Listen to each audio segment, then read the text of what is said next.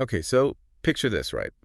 You're told to make sure all your company's payment stuff is PCI DSS compliant. Uh-huh. And, you open up this giant document, all these requirements. Yeah. It can be a bit overwhelming, right? Like, where do you even start? And I know what you mean. A lot of people feel that way about PCI DSS. It's a lot to take in. It really is. So that's why we're doing this deep dive. We want to break it all down, make it easy to understand. And by the time we're done, you'll know exactly what you need to do to implement PCI DSS in your own organization. Absolutely. And the important thing to remember is, even though there are all these details, the goal is simple. Protect cardholder data. Right. It's all about keeping that sensitive information safe. Exactly.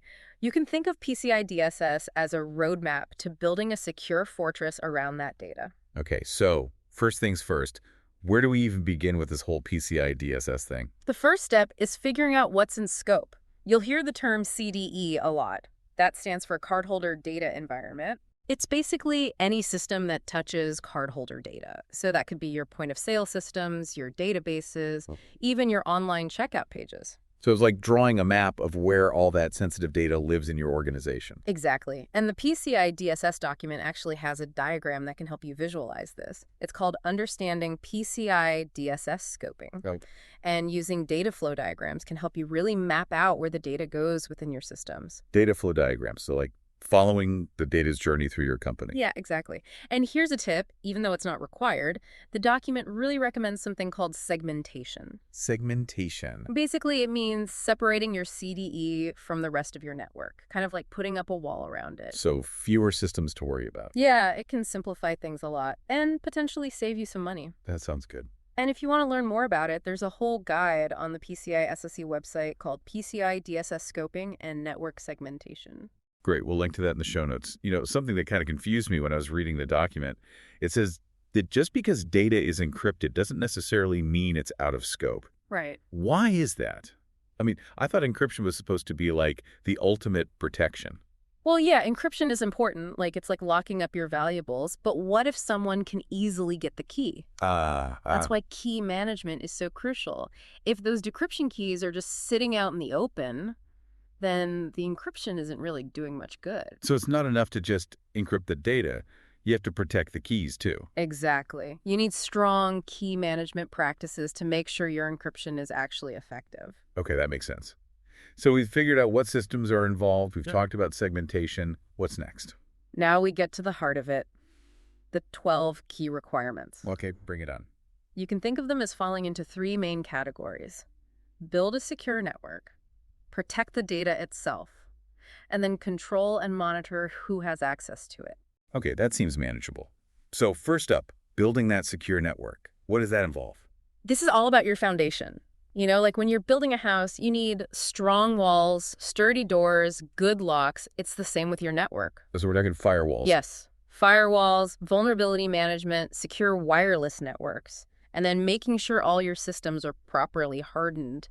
So it's not enough to just set things up once and then forget about them, right? No, definitely not. For example, the document requires you to review your firewall configurations every 6 months and anytime you make any changes. So you have to constantly be evaluating and adapting. Yeah.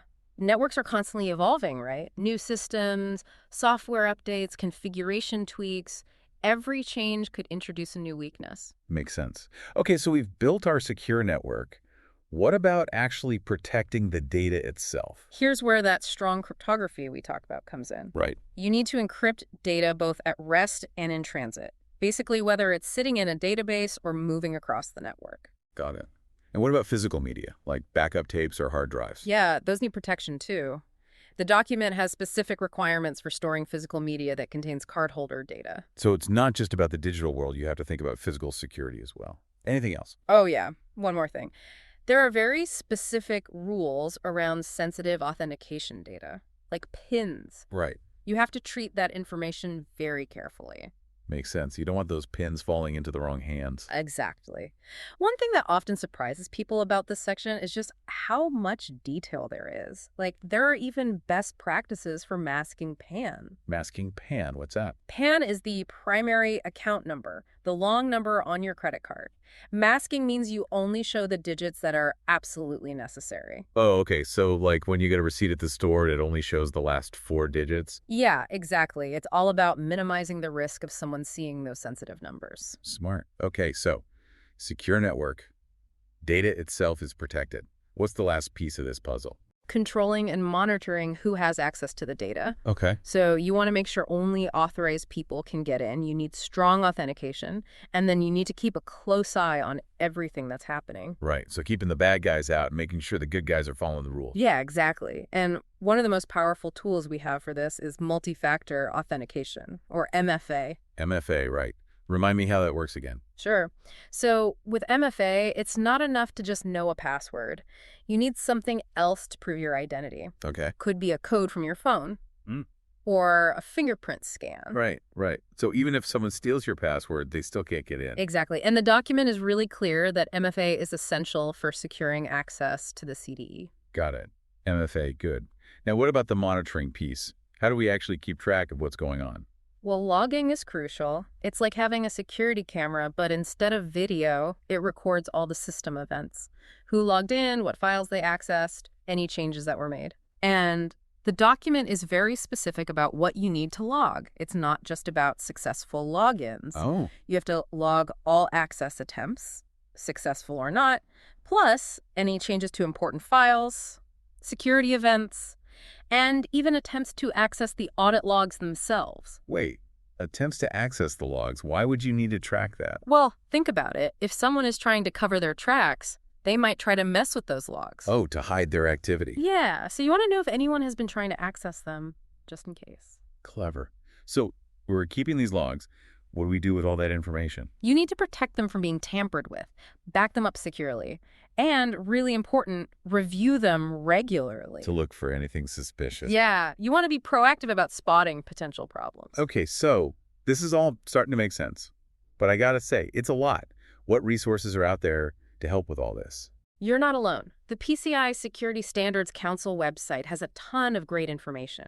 They have guides on specific topics like cloud computing and MFA. They've got a big FAQ section, and even a document that helps you prioritize what to implement first. Oh, good. It can feel overwhelming, but there's a lot of help available. Okay, that's good to know. So we've talked about building a secure network, protecting the data, controlling access. What else should someone new to PCI DSS keep in mind? Well, one thing that's really important is the human factor. Security isn't just about technology, it's about people, too. Oh, interesting. Tell me more about that. Well, for example, the document talks about limiting physical access to cardholder data. So, like, who can actually go into the server room? Exactly. It's not just about locks and security cameras. It's also about training staff to be aware of suspicious behavior and to challenge anyone who doesn't seem like they belong there. Right, right. Like, if you see someone wandering around where they shouldn't be, you don't just ignore them. Exactly. And it's not just about physical access either. The document also stresses the importance of security awareness training for everyone who handles cardholder data. So it's about making sure everyone understands the risks. Yeah, you want to create a culture of security within your organization where everyone knows how important it is to protect that data. This is all great stuff. I'm starting to feel much better about this whole PCI DSS thing, but I'm sure there's more to discuss. Definitely. There's a lot more to cover. Let's dive deeper into some of those requirements after a quick word from our sponsor. So before the break, we were talking about that whole human element. Right. That actually reminds me of something else the document stresses a lot: documentation. Oh, documentation, like writing everything down. Isn't that kind of, old school? No, not at all. It can seem a bit tedious, but it's super important for PCI DSS compliance Okay. and, for good security in general. Okay, I'm listening. Why is documentation so important? Well, first of all, it helps you be consistent. When everyone has those written policies and procedures, they know what they're supposed to do. Right. No one has to guess. Makes sense. And it also helps with accountability. You have a record of who did what and when. Right. So if there's ever a security incident, you can go back and see exactly what happened. Like a trail of breadcrumbs. Exactly. So, you should be documenting your security policies, risk assessments, incident response plans, configurations, test results, pretty much everything. Okay, documentation. Got it. So let's get back to those 12 requirements. We touched on a few before the break. But there are some I really want to dig into. Okay, sure. Like, are there any that tend to trip people up? Yeah, one that often comes up is requirement 5.4, which is all about anti-phishing. Anti-phishing. Okay. I know phishing's a huge problem, but I always thought that was more about user education, Right. like training people to spot those scam emails. Yeah, user training is super important, but PCI DSS also wants you to have technical controls in place to help protect people. So it's recognizing that humans make mistakes. Exactly. You need those technical safeguards to back them up. Okay. So that might mean anti-spoofing measures for email to make sure messages are really coming from who they say they are. So like, you know that email that says it's from your bank? Uh-huh. You can actually be sure it's really from your bank. Right. And you can also use filters to block bad links or software that scans emails for suspicious attachments. Interesting. So it's a multi-layered approach, Right. technical controls and user education. Exactly. Okay. What else is there that people should know about? Another one that often causes some head scratching is requirement 11, which is all about security testing. Testing. Okay. I mean, that makes sense. You want to make sure your security is actually working. Yeah. Yeah. It's not enough to just set things up and hope for the best. You have to actively look for weaknesses. Think like an attacker. Right, right. Try to find those vulnerabilities before someone else does. This is like a checkup for your security. Yeah, good analogy.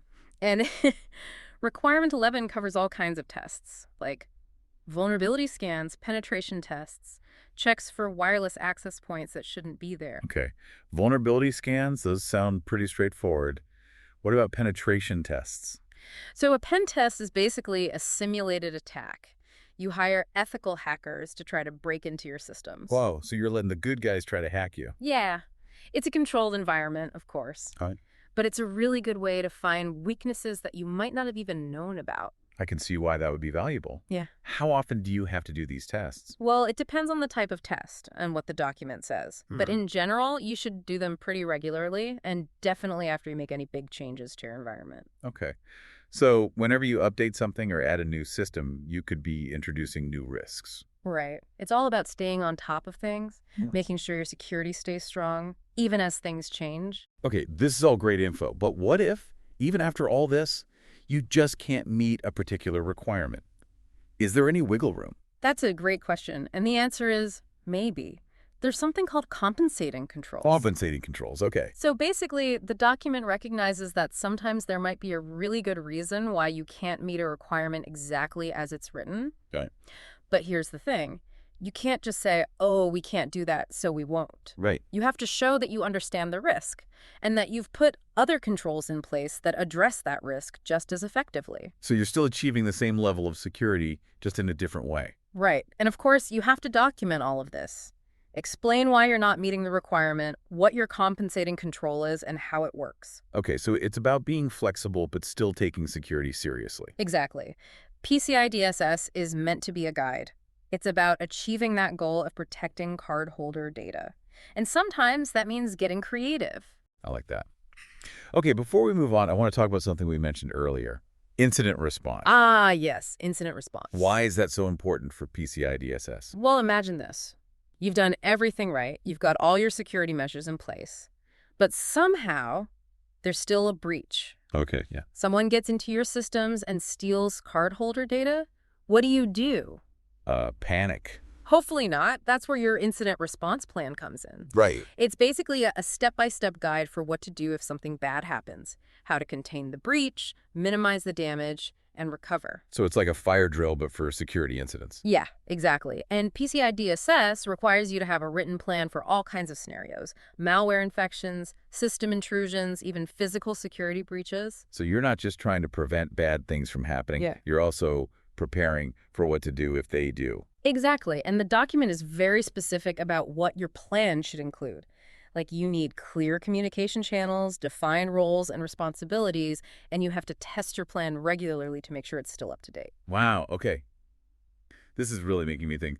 So it's not just about building the defenses, it's about being ready to respond if those defenses fail. Right. Because no matter how good your security is, there's always a chance that something could happen. That's a bit sobering. Oh. Okay, so incident response, check. What else is there? One more thing I want to emphasize: ongoing monitoring and management. Okay. PCI DSS isn't something you do once and then you're done. It's an ongoing process. Right. It's about making security part of your company's culture. Mhm. But what does that actually look like day to day?